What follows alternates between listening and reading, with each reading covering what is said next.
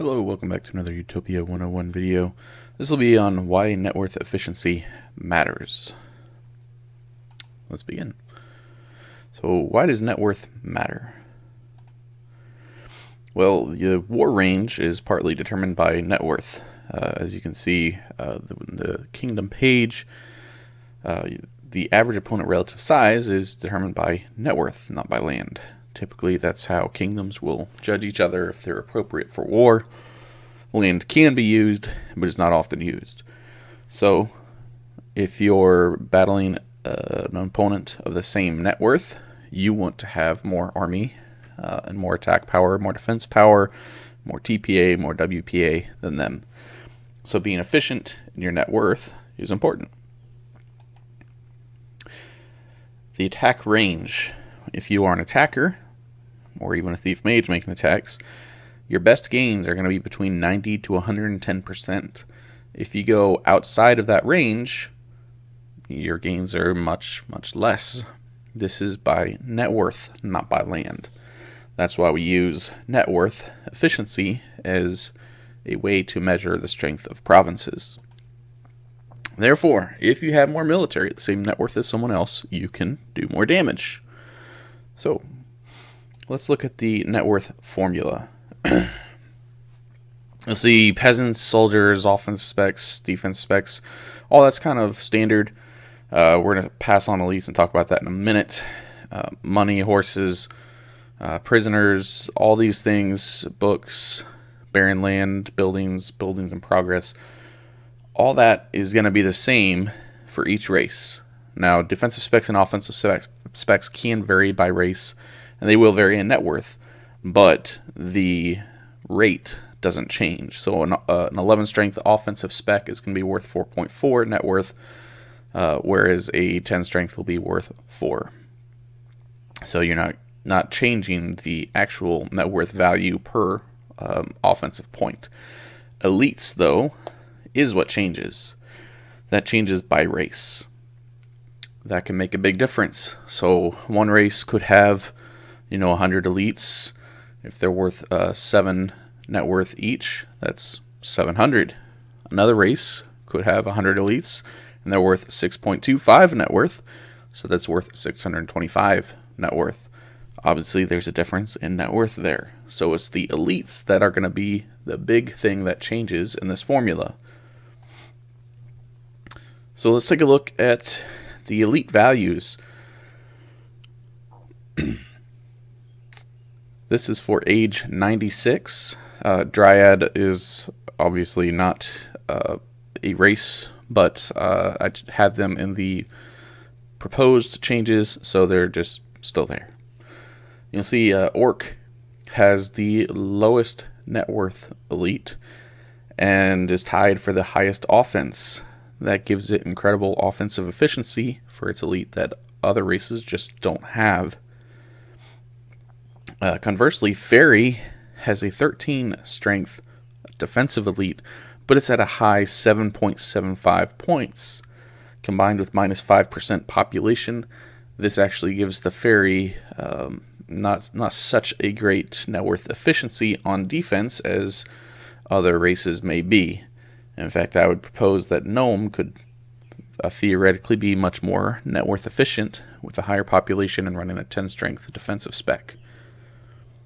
But there we go. Okay, so let's look at the offensive efficiency.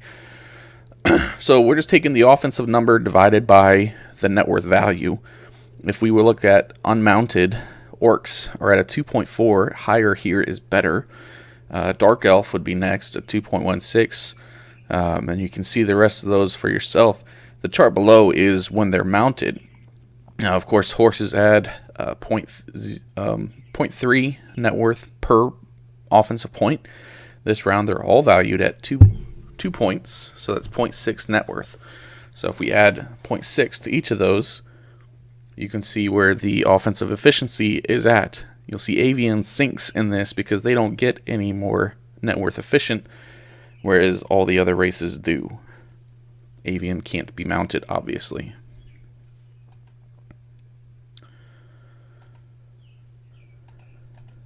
Okay, so let's look at a practical example of how this would play out.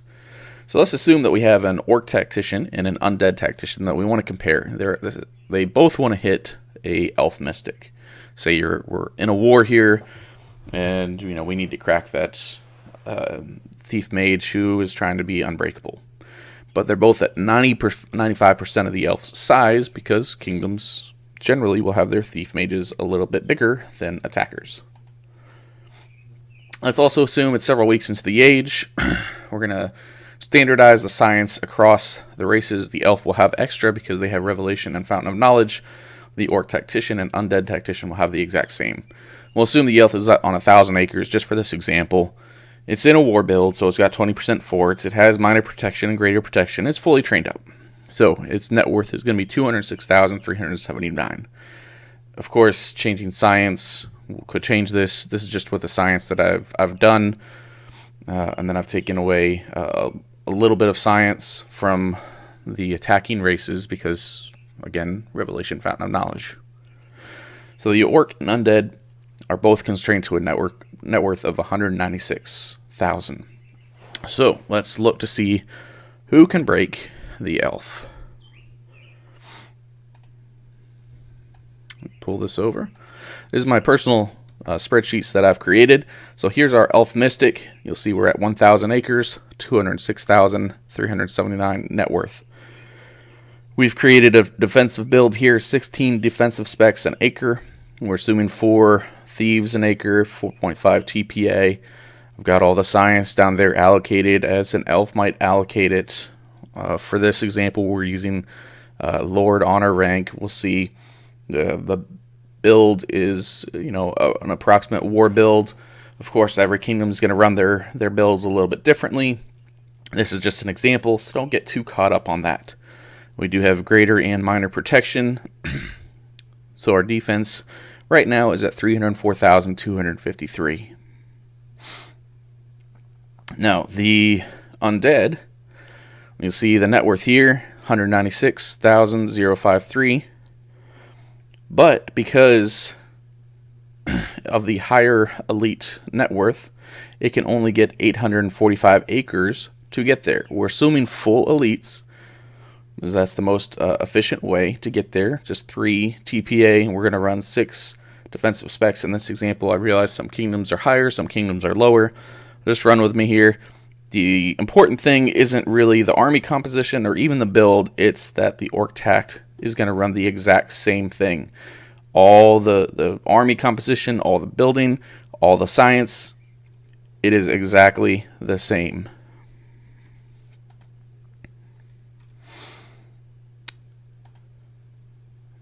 There's a better way to show it's the same. Okay, so talking about the undead, you'll see our offense here is at 259,871.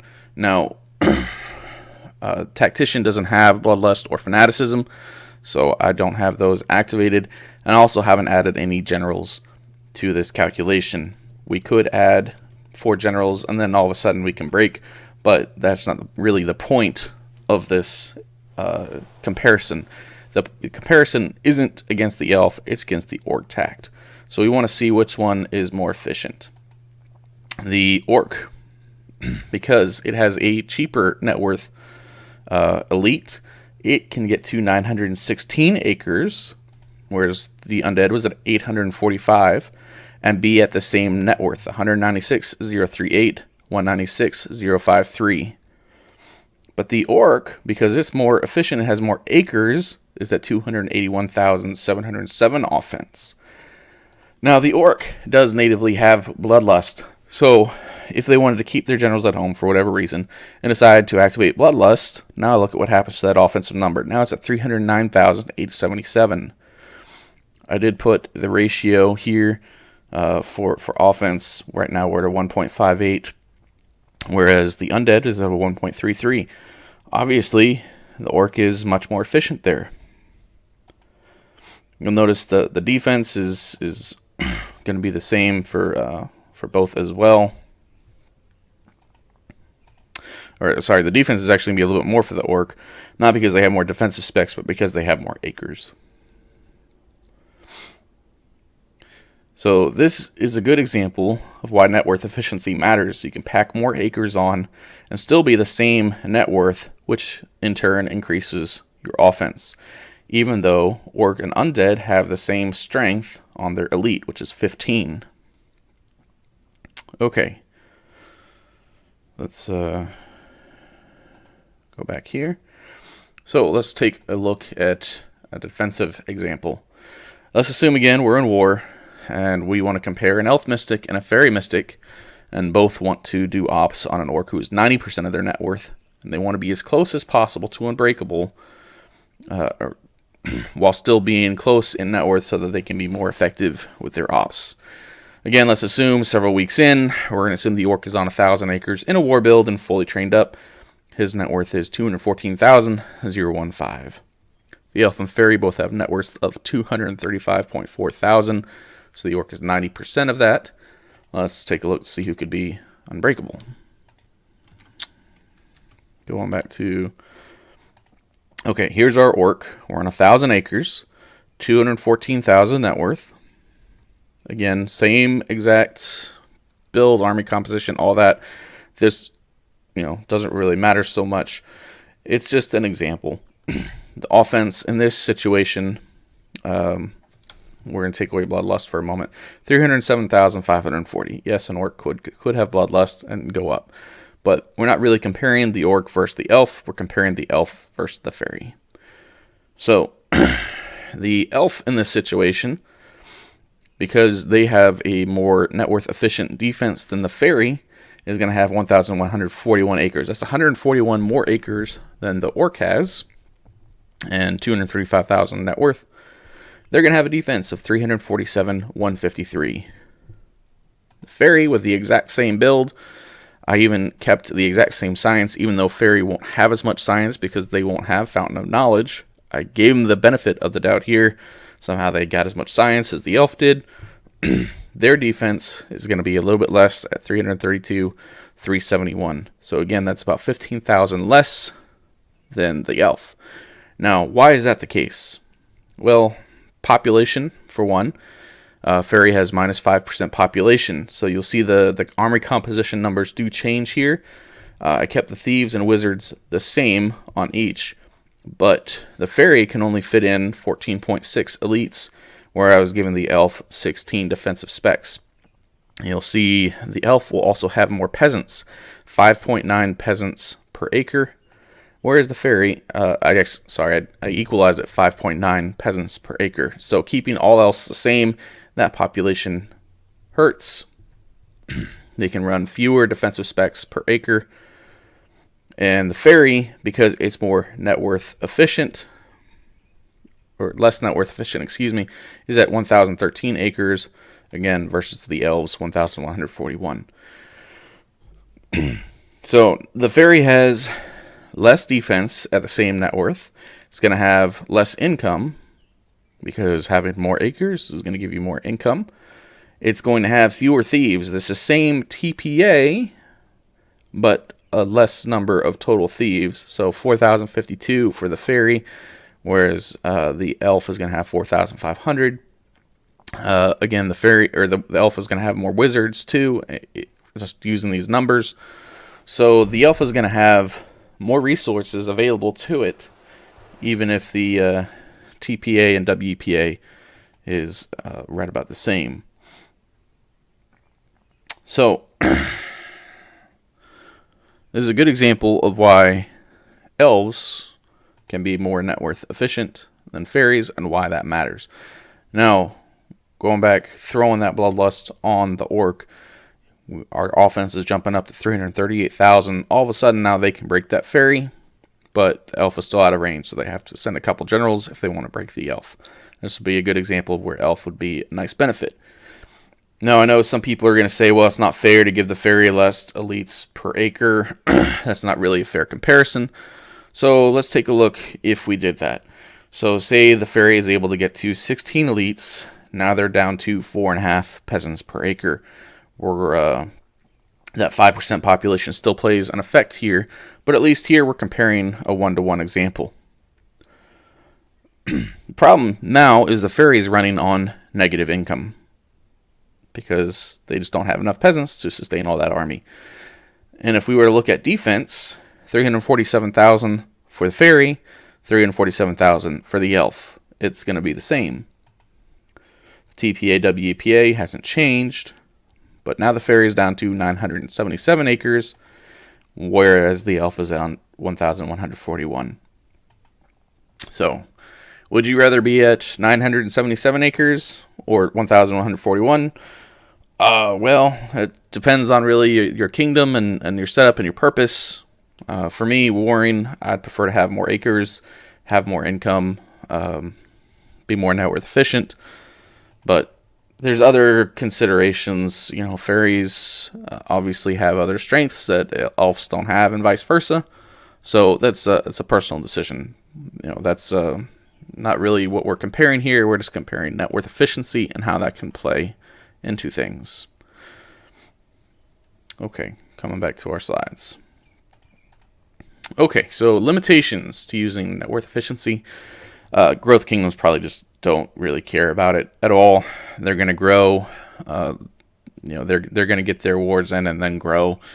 And having higher net worth puts them out of range of attacks. So if you can target them, they can target you. That's why growth kingdoms don't care.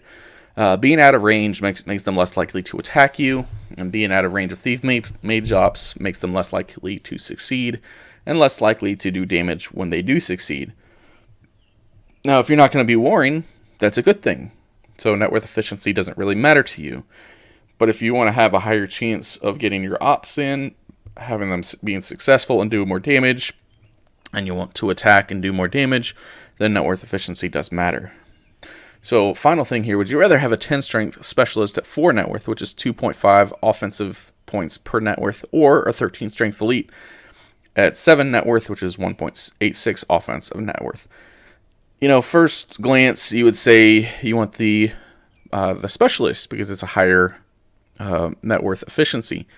But population limits do matter. So let's take a look at one last example here. So we're bringing back our orc tactician. Here, instead of running elites, we've got 12 offensive specs an acre. This is the same acre or same net worth, 214,000. I'm sorry, it's the other orc tact here. 196,000 net worth. One has offensive specs, the other has elites. The one with elites is at 281,000 offense, whereas the specialist is at 232,996 offense. So, would you rather have elites or not? Obviously, you'd rather have elites. So population limits do matter. So it's not a simple which is the most net worth efficient matter. It's, you know, a combination of things. That's why dark elves, even though they're net worth efficient in terms of their elite, because it's a lower strength, it's probably not going to be as good as some of the attacker races. Okay, in summary, a more net worth efficient army allows you to save net worth. That means you can have more land and buildings and peasants and army, and that means you can have a bigger army. That means you can hurt the enemy more. Okay, well, that'll do it. I hope this gives you a good example of why net worth efficiency matters, why it is a good judge when you're comparing races for the age and deciding what to run. I certainly use it quite a bit. It is not an all-determining factor, but it is one factor that should be considered. The race's other bonuses obviously have a large part to do with race selection each age, but this is an overlooked factor, whereas people usually just look at the base numbers and go off of that. My argument here is you should use net worth efficiency as one factor in the many that you choose in selecting races. So I hope this video was helpful for you all.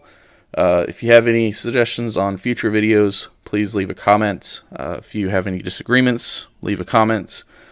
I appreciate you watching. We'll see you on the next video.